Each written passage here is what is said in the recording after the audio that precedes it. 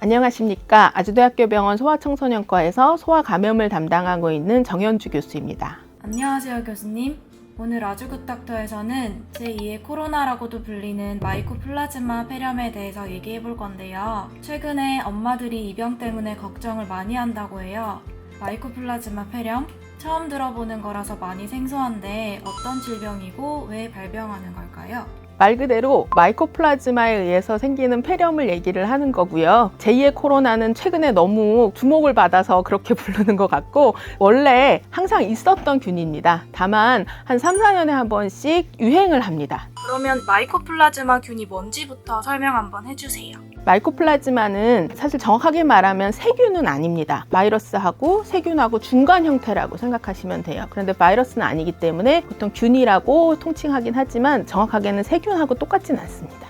정말 생소한 것 같긴 한데 증상이 어떤지 알려주실 수 있을까요? 증상 자체는 사실 다른 폐렴들하고 거의 유사합니다. 바이러스성 폐렴, 마이코플라즈마 폐렴, 경증의 세균성 폐렴 다 기본 증상들은 비슷하기 때문에 증상만으로 원인균을 정확하게 알기는 좀 어려워요. 가장 대표적인 게 일단 기침, 염증 반응이 있으니까 열이 있고요.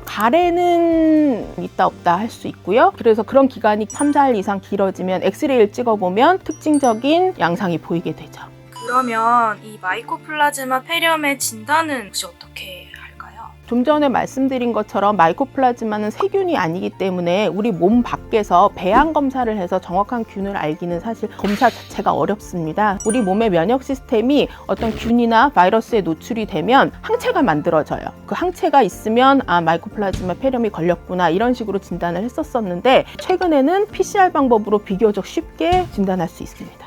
감염성 질환이니까 잠복기가 있겠죠? 네, 잠복기가 물론 있고요. 바이러스성 폐렴 같은 경우에 보통 일주일 이내거든요. 바이러스의 특징상. 그런데 마이코플라즈마는 그게 조금 깁니다. 보통은 1에서 2주 정도 되고 한 4주까지도 갈 수 있다고 되어 있어요.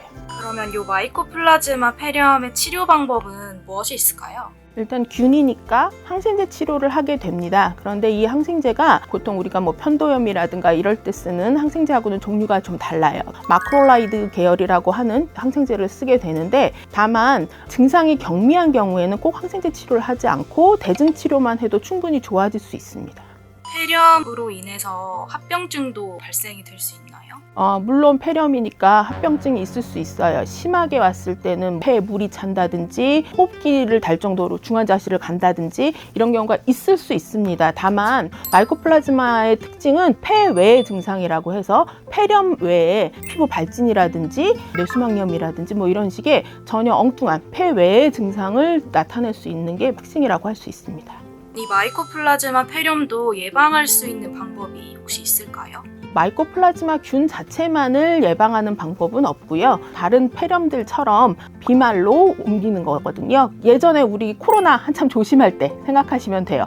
마스크 잘 쓰고 감기 걸린 사람, 호흡기 증상 있는 사람 옆에 가지 말고 이런 기본적인 예방 수칙을 잘 지킨다 이렇게 생각하시면 됩니다.